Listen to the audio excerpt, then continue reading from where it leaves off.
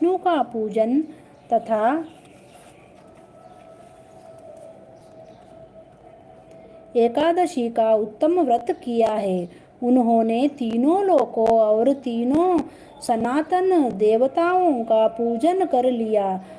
हरिशयनी एकादशी के दिन मेरा एक स्वरूप राजा बलि के यहाँ रहता है और दूसरा क्षीर सागर में शेष नाग की शैया पर तब तक शयन करता है जब तक आगामी कार्तिक की एकादशी नहीं आ जाती।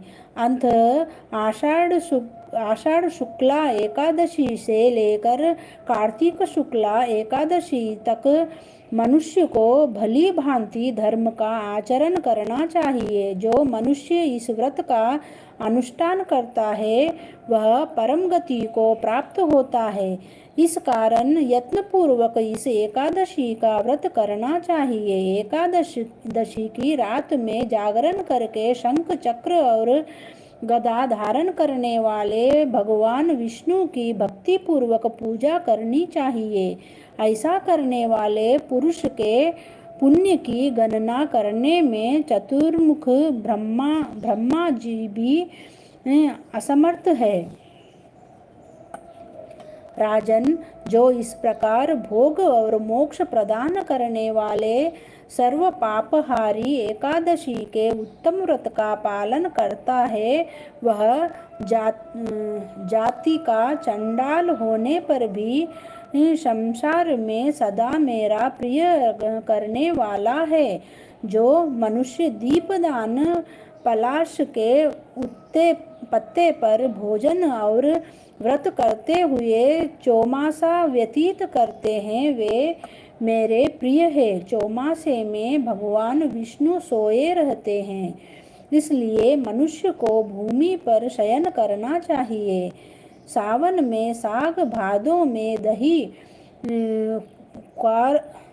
क्वार में दूध और कार्तिक में दाल का त्याग कर देना चाहिए। अथवा जो चौमासे में ब्रह्मचर्य का पालन करता है वह परम गति को प्राप्त होता है। राजन, एकादशी के व्रत से ही मनुष्य सब पापों से मुक्त हो जाता है।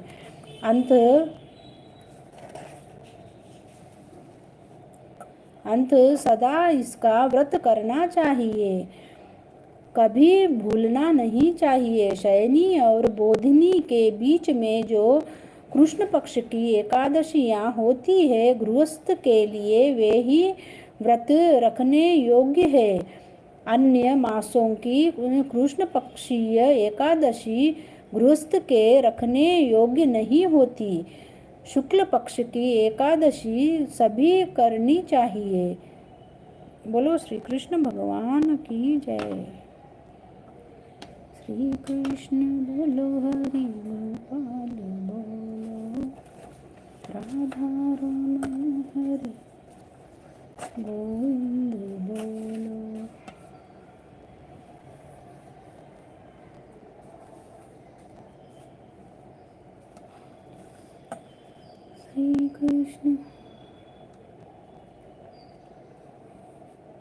श्री कृष्ण बोलो, हरि गोपाल बोलो, राधा रमण।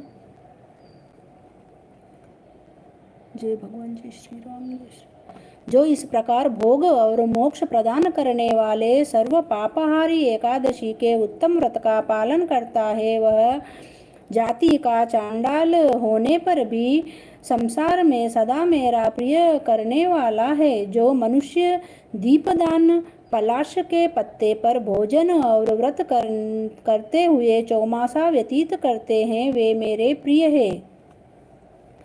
चौमासे में भगवान विष्णु सोए रहते हैं, इसलिए मनुष्य को भूमि पर शयन करना चाहिए।